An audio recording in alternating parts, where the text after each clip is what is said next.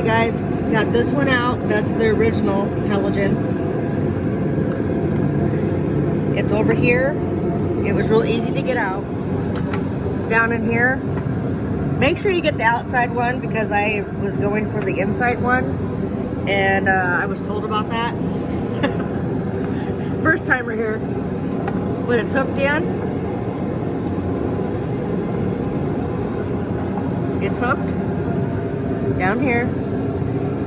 And I'm gonna put it in. Be right back.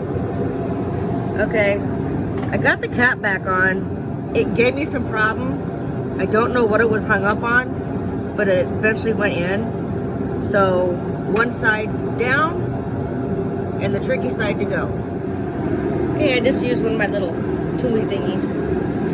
I'm not into technical terms. And I just use it underneath there to pop it up.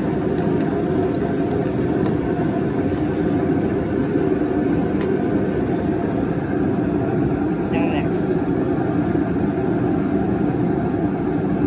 I'm gonna find me a poster or whatever, but it's gonna look real. I'm gonna put a naked guy up there. Sounds good to me.